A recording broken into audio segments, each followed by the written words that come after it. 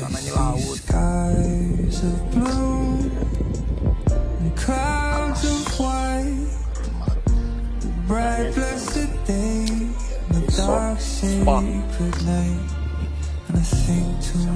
Masyarakatnya ada Pak Lurah nih.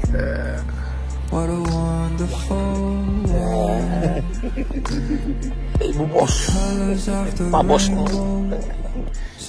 anak buah. Mantap.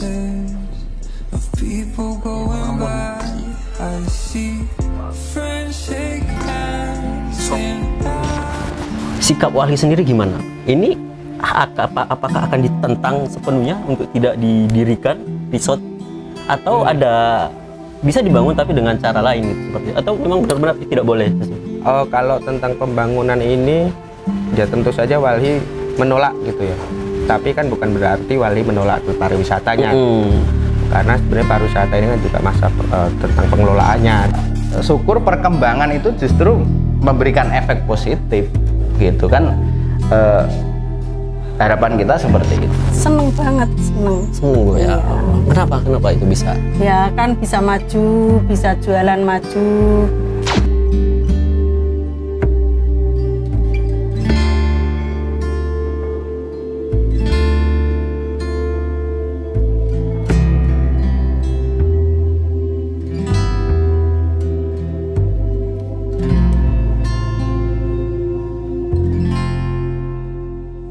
Saat ini saya sedang berdiri di atas bukit di Desa Ngestirejo, Gunung Kidul. Bukit ini akan dibangun bis klub Raffi Ahmad. Namun, proses pembangunan ditentang oleh sejumlah aktivis lingkungan. Mereka khawatir bis klub ini akan merusak alam dan lingkungan sekitarnya. Lalu, bagaimana tanggapan warga terkait ini? Dan kerusakan apa yang kita temukan? Ikuti saya. Teman-teman, saat ini saya sudah bersama dengan Pak Henry. Nah, Pak Henry ini adalah lurah di Ngestirejo. Kita akan tanya bagaimana kemudian proses masuknya investor dalam yang mengelola kawasan wisata di kawasan ini, yaitu kawasan Beach Club Raffi Ahmad. Nah, selamat pagi Pak. Selamat pagi Henry. Mas Aryo. Ya, terima kasih atas waktunya. Sama-sama. Nah, mungkin Bapak sudah punya feeling nih, saya kesini nih ingin menanya terkait hal apa ya. Iya. Karena ini lagi hangat perbincangan ya. Cluenya udah dapat. Cluenya sudah dapat ya. Nah, kita langsung saja Pak, langsung saja.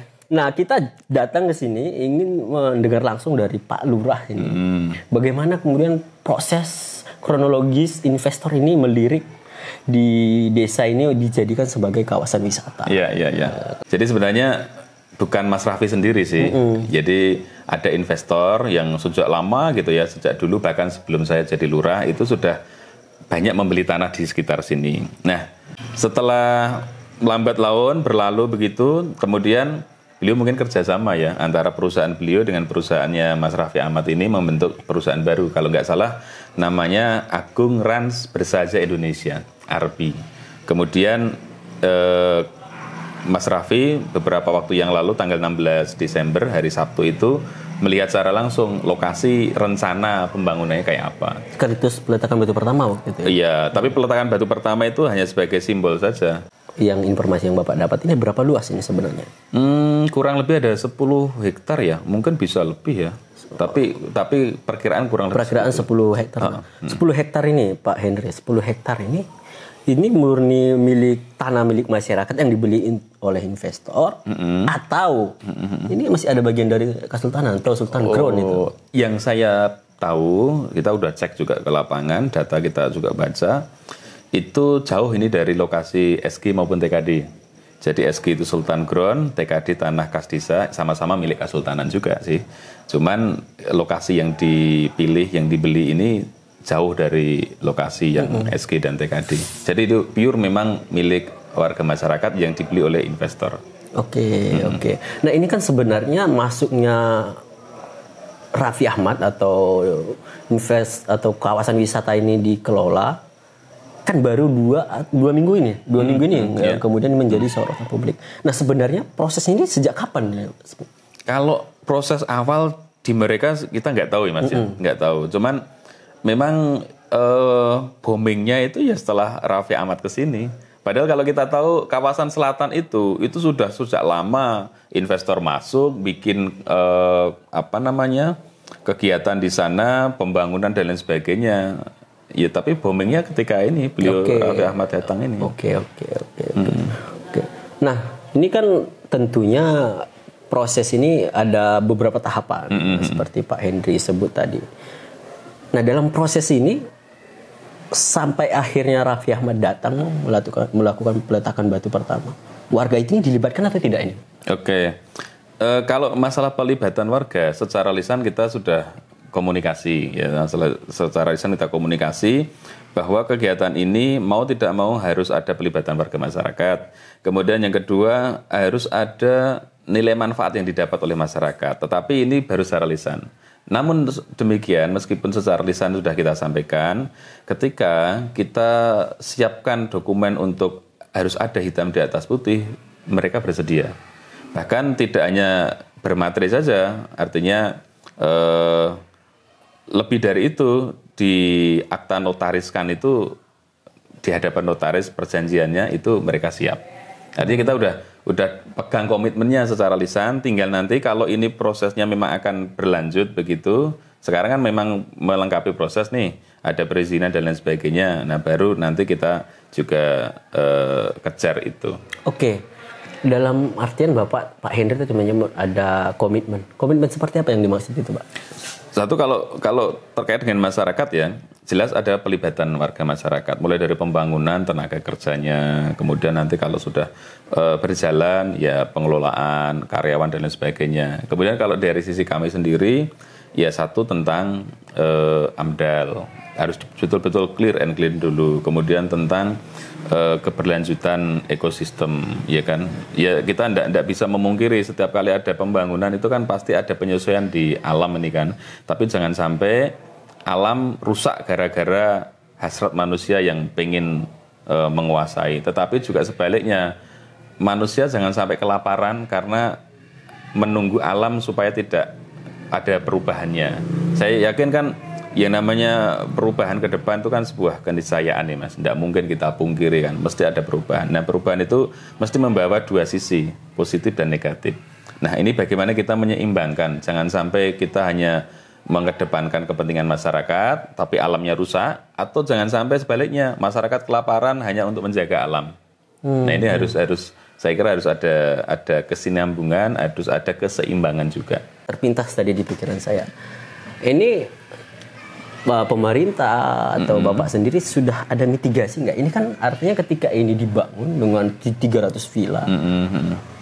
Nah, hipotesa saya sebenarnya ini bisa jadi nanti kelompok darwis ini merasa terancam nggak nantinya?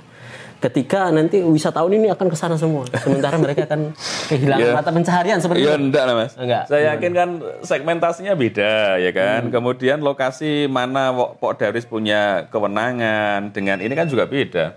Pok Darwis kalau ini kan kita diatur dengan peraturan Gubernur nomor 40 2020 bahwa satu kelurahan hanya ada satu Pok Darwis. Ini berbeda dengan yang dulu. Kalau dulu setiap objek satu Pok Darwis. Nah, kemudian kalaupun nanti ada semacam perselisihan, saya kira semua bisa dimusyawarahkan asal tidak ada yang memanfaatkan momentum ini untuk dalam tanda kutip ya memanfaatkan gitu aja lah, jangan sampai itu. Kita kalau dengan masyarakat alhamdulillah guyup rukun gitu kan. Ada permasalahan kita punya apa namanya? Punya prinsip ono rembuk dirembuk, ono itung dipetung.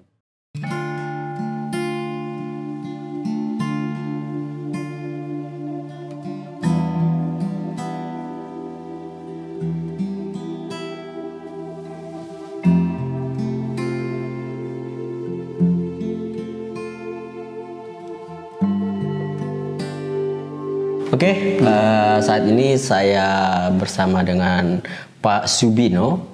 Beliau adalah kepala dukuh di Padukuhan Bruno II, Ngestirejo Tanjung Sari, Gunung Kidul. Nah, Pak kita tadi sudah sempat bicara sebentar dengan Pak Lurah.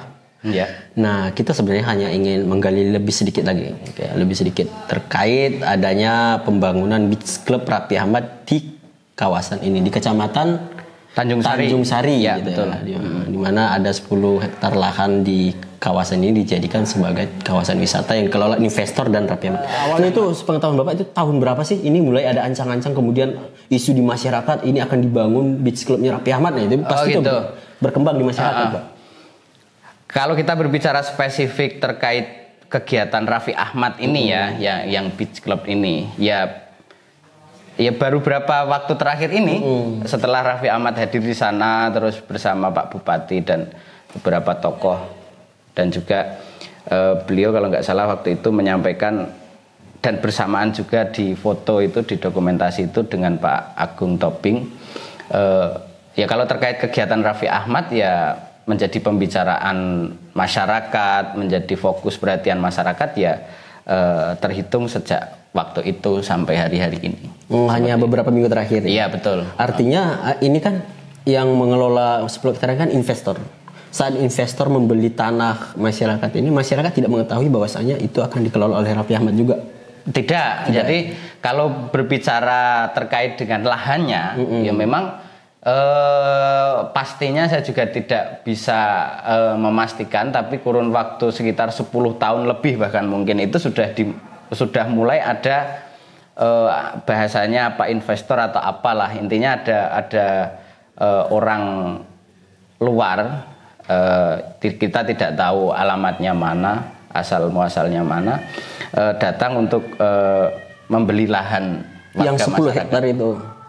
Ya 10 hektar itu kan berproses milik banyak masyarakat. Milik banyak masyarakat. Jadi bukan satu pemilik terus beralih ke orang lain tidak. Tapi itu dari warga masyarakat dikumpulkan SHM ya mungkin pembelinya juga sudah pegang peta mungkin mulai dari mana terus melebar kemana mungkin. Tapi saya juga tidak tahu detail soal itu. Tapi yang jelas kalau berbicara terkait dengan pembelian lahan itu memang sudah berlangsung lama jauh. 10 tahun sebelum. Kira-kira ya 10 tahun kurang lebihnya lah. Masyarakat itu memahami ini kan saat ini di isu yang berkembang adalah ini akan merusak daya tampung air serta stok air karena ini di pengetahuan atau penemuan temuan dari salah satu lebih tepatnya Walhi ya. Itu ada ini akan berdampak pada kekeringan. Masyarakat punya kekhawatiran itu tidak atau justru tidak tahu yang penting saya jual aja gitu. Nah, kalau apa istilahnya pemikiran masyarakat ke arah situ itu ya mungkin karena kapasitas mereka tidak sampai sejauh itu mungkin ya. Jadi pembicaraan di kalangan hari-hari di kalangan umum di lingkungan kami itu belum kami dengar pembicaraan terkait dengan besok nanti gimana ancaman kekeringan dan sebagainya. Ya entah pengetahuan mereka soal itu terbatas atau bagaimana. Yang jelas dari kami pemangku wilayah yang paling bawah dekat dengan masyarakat ya pada akhirnya hanya berharap saja mudah-mudahan nanti lahan yang sudah beralih ke pihak lain itu ya meskipun segala pengelolaannya ya anggaplah terserah pemilik lahan, tapi saya kira pihak-pihak terkait dan kita sebagai warga negara ya semua ada tata aturannya kan gitu. Bagaimana masyarakat setempat tetap terjaga kondusivitasnya, ayam tentremnya juga masih tetap dijaga. Syukur perkembangan itu justru memberikan efek positif. Ibu sudah dapat informasi nggak sih terkait adanya beach clubnya Raffi Ahmad di sini? Ya cuman sekelas tahu itu ya Mas, udah tahu-tahu datang gitu, nggak tahu sebelumnya. Sebelumnya nggak tahu, tapi tiba-tiba rame terus rame datang pada mobil-mobil banyak gitu. Tahu-tahu datang. Gitu.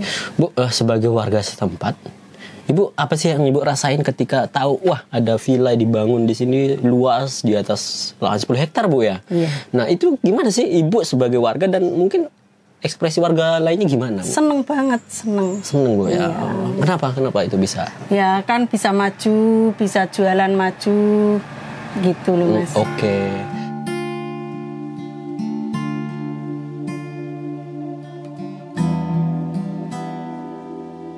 saya bersama dengan Mas Elki. Nah, Mas Elki ini adalah Kepala Divisi Kampanye Walhi DIY, Mas ya. Ya, kita akan membahas yang saat ini sedang trending, dikatakan trending lah seperti itu. Kita akan tanyakan langsung ini, Mas Elki. Nah, Ya.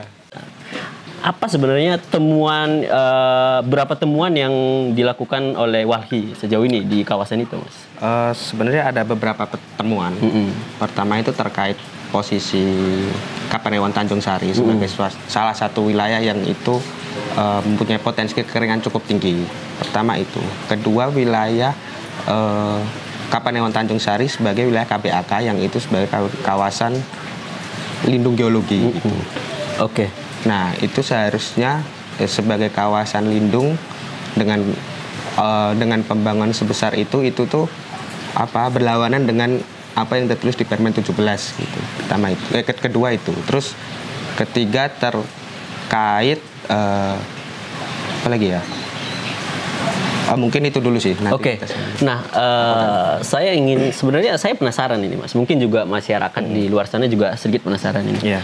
Kalau ini tetap dilanjutkan, dampak terburuknya untuk kawasan itu apa, Mas? Yang memungkinkan paling cepat terjadi ketika itu semua dibangun gitu, Mas? Perebutan akses air. Perebutan akses air. Oh ya, karena memang si di DIY ini Gunung Kidul termasuk kawasan yang sering terjadi kekeringan gitu, Iya, Mas ya. betul. Nah, temuan Walhi itu gimana, Mas? Maksudnya kenapa kemudian itu kawasan itu menjadi daya tampung airnya ya yang terganggu? Itu bisa sedikit dijelaskan nggak, Mas? Jadi pertama di wilayah di mana dibangun resort itu tuh terdapat sumber mata air.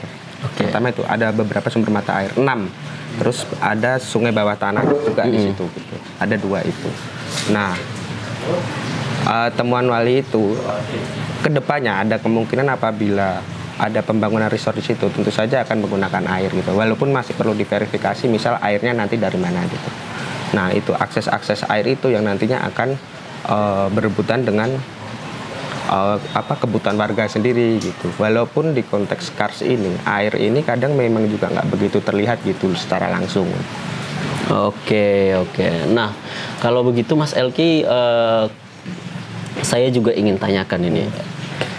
Setelah menemukan data-data dan fakta-fakta yang seperti ini yang merusak lingkungan dan segala macamnya, sikap Walhi sendiri gimana? Ini apakah akan ditentang sepenuhnya untuk tidak didirikan resort atau ada bisa dibangun tapi dengan cara lain gitu seperti itu? Atau memang benar-benar tidak boleh itu semua? Kalau tentang pembangunan ini ya tentu saja Walhi menolak gitu ya. Tapi kan bukan berarti Walhi menolak pariwisatanya. Karena sebenarnya pariwisata ini kan juga tentang pengelolaannya dan lain-lain kayak gitu. Karena kan selama ini kan di Gunung Kidul itu sebenarnya kan investasinya itu sudah melebihi target mereka gitu kan. Dan sayangnya lagi dengan potensi Gunung Kidul itu ya dengan keindahannya, dengan alamnya, dengan air dan sebagainya macamnya itu akses investornya malah kebanyakan dari luar gitu. Itu kan coba yang dipertanyakan Walhi ya di konteks sumber daya alamnya gitu. Mungkin itu sih. Oke, berarti kalau misal saya kan dengan tim kemarin ke sana, Mas. Yeah. Jadi saya memang melihat itu cukup luas ya. Cukup luas kawasan yang kemudian dikelola menjadi risetnya seorang Raffi Ahmad ya. Nah, bisa diceritakan sedikit nggak, Mas, upaya-upaya Walhi sejauh ini terhadap Pemda atau pihak-pihak terkait untuk menyuarakan pelanggaran-pelanggaran yang ditemukan ini? Ya tentu saja kami hal pertama yang kami lakukan mencoba untuk mengkampanyekan ya. Mengkampanyekan dalam artian misal Walhi beberapa kali melakukan penelitian, datang ke lapangan juga dan lain-lain, temuannya kayak gini itu coba untuk Walhi kampanyekan. Mungkin kedepannya nanti kan kalau di press release itu baru beberapa itu kan. Nah, mungkin nanti kedepannya kita coba untuk lebih mendalam lagi riset terkait di sana, pertama di kondisi di Gunung Kidulnya tentu saja, dan coba untuk menarik bagaimana nanti diadvokasi di kebijakannya misal di Gunung Kidul sendiri gitu. Itu mungkin strategi secara umumnya itu.